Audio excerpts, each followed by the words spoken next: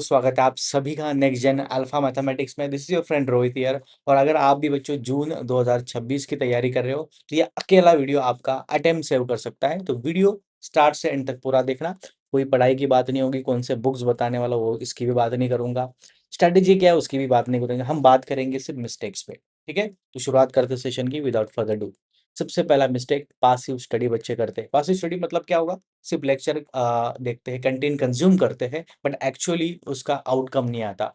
तो content consume करना मतलब सिर्फ लेक्चर देखना, पीडीएफ पढ़ना, बट एक्चुअली क्वेश्चन को सॉल्व नहीं करना। ठीक है, तो ये बहुत हैम्पर करता है आपकी प्रिपरेशन में। ठीक है, तो बहुत इंपॉर्टेंट है कि आप सिर्फ पासिव स्टडी ना करें, एक्चुअली प्रॉब्लम सॉल्व करें। ठीक है, सीएसआर नेट एग्जाम डिमांड नहीं करता है कि आप कितना पढ़ के आए हो, आप कितना अप्लाई कर पा रहे हो जो पढ़ा हुआ है, ये मैटर करता है। ठीक है, reading without practice will definitely harm yourself. No self testing preparation अगर आपने किया है तो उसका टेस्टिंग भी तो होना चाहिए। कितना प्रिपरेशन हुआ है, कितना पानी में है, ये तो पता चलना चाहिए सबको। तो बहुत इंपॉर्टेंट है, पासिव स्टडी ना करें, एक्टिव स्टडी करिए। ठीक है, second mistake ignoring PYQs. PYQ क्यों जरूरी है? बहुत सारे बच्चे मुझे पूछते हैं सर एग्जाम में पीवाईक्यू सॉल्व करने की जरूरत क्या है? एग्जाम में एक बार पीवाईक्यू आ गया वापस तो नहीं आता है, तो पढ़े क्यों? बिकॉज पीवाईक्यू आपको बताता है कि आपको पढ़ना क्या है, एग्जाम में क्या आ रहा है। एग्जाम में प्रीवियस ईयर क्वेश्चन के सिमिलर क्वेश्चन, रिलेटेबल क्वेश्चन बनते हैं, तो बहुत इंपॉर्टेंट है पीवाईक्यू आप बनाओ। इससे आपको पता चलता है क्या पढ़ना है, क्या छोड़ना है, जो टॉपिक पढ़ा है वो कितना डीप में पढ़ना है, ये सारी चीजें पीवाईक्यू बताता है। और पैटर्न आपको समझ में आता है एग्जाम में पूछा क्या जा रहा है कंसिस्टेंटली। ठीक है, पीवाईक्यू एनालाइज भी नहीं करते वो, बिकॉज पीवाईक्यू एनालिसिस से आपको पता चल रहा है पूरे कॉम्प्लेक्स एनालिसिस में कौन से टॉपिक से ज्यादा क्वेश्चन आ रहे हैं। क्या पावर सीरीज से क्वेश्चन आ रहे हैं, तो क्या वो रेडियस ऑफ कन्वर्जेंस पे आ रहे हैं, डोमेन पे आ रहे हैं, क्या हमें लॉरेंट सीरीज बनाने बोल रहे हैं। इन टाइप्स के क्वेश्चन आपको एनालाइज जरूर करने चाहिए, पैटर्न तभी मिलेगा। ठीक है, रैंडम प्रिपरेशन करते हैं। अगर आज मन किया मैं रियल पढूं, तो कल मन करेगा लीनियर पढूं, परसों करेगा ओडी पढूं, ऐसा नहीं है। आपका एक सिस्टम होना चाहिए कि मैं 1 डेढ़ महीने में सिर्फ रियल करूँगा। ठीक है, उसके बाद मैं लीनियर के लिए 1 महीना स्पेंड करूँगा, कॉम्प्लेक्स के लिए मुझे 3 हफ्ते देने हैं।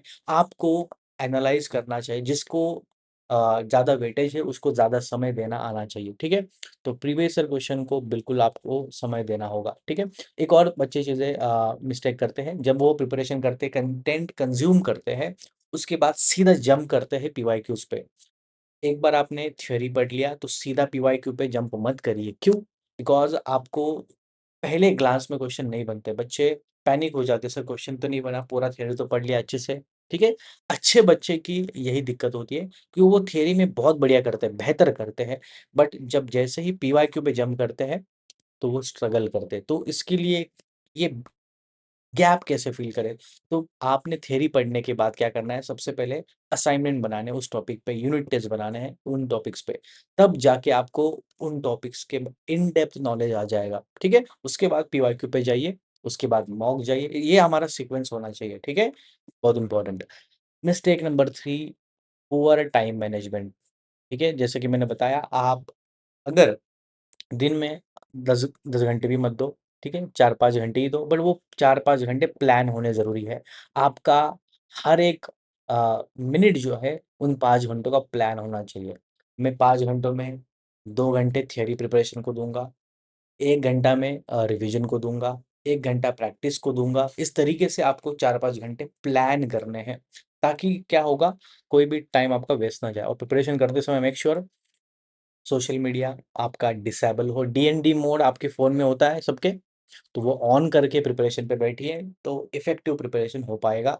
और ट्राई करिए जब भी आप असाइनमेंट सॉल्व कर रहे हो, मॉक लगा रहे हो, तो टाइमर लगा के सॉल्व करिए, इससे बेनिफिट ज़रूर होता है। ठीक है? तो this is the mistake number 3 that everyone should avoid.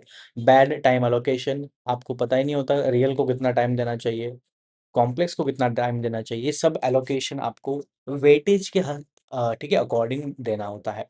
Panic during exam, exam में पैनिक तभी करते हैं बच्चे जब आप प्रिपरेशन में वीक होते हो। अगर प्रिपरेशन तगड़ा है तो एग्जाम आपका, ठीक है, स्मूथ जाता है। जब आपका क्वालिफाई होना होता है, मैंने बहुत सारे स्टूडेंट्स को पर्सनली पूछा है जिनका सिंगल डिजिट रैंक आया है, तो आपका जब क्वालिफाई हुआ तो एग्जाम में जो पेपर सबमिट करने के बाद क्या फीलिंग थी, तो मैंने लगभग 90 टू 95% स्टूडेंट से पाया है कि उनका टाइम जो है टाइम से पहले ही पेपर खत्म हुआ है, मतलब 15-20 मिनट पहले ही उनका पेपर खत्म हुआ है। तो टाइम मैनेज इतना बेहतर करते हैं कि वो आधा पेपर ऐसा समझिए घर से ही सॉल्व करके जाते हैं। आधा पेपर मतलब प्रिपरेशन इतना तगड़ा करते हो कि उनको टाइम एक्स्ट्रा पड़ता है, आधा घंटा, 20 मिनट ऐसा टाइम एक्स्ट्रा उनके पास बचता है, ठीक है? तो ये मिस्टेक अगर करोगे तो आपके पास भी सफिशिएंट टाइम एग्ज़ाम में रहेगा, ऐसा होगा ही नहीं कि टाइम कम पड़ेगा, ठीक है? तो ये 3 मिस्टेक्स मैंने बताया, अभी स्ट्रैटेजी क्या होनी चाहिए? ये सारे मिस्टेक तो आपने समझ लिए, कैसे फिक्स करना है वो भी मैंने बता दिया। अभी गेम प्लान क्या होना चाहिए? स्ट्रेट फॉरवर्ड गेम प्लान है, डीप डेली प्रॉब्लम सॉल्विंग आपको करना है। डेली प्रॉब्लम्स मतलब जो भी आपको पढ़ाया जा रहा है, आपके मेंटर्स आपको बता रहा है, उन टॉपिक्स पे क्वेश्चन सॉल्व करिए, भले वो डीपीपीज़ हो, प्रैक्टिस प्रॉब्लम हो, असाइनमेंट हो, ठीक है? इस तरीके से क्वेश्चन सॉल्व करिए।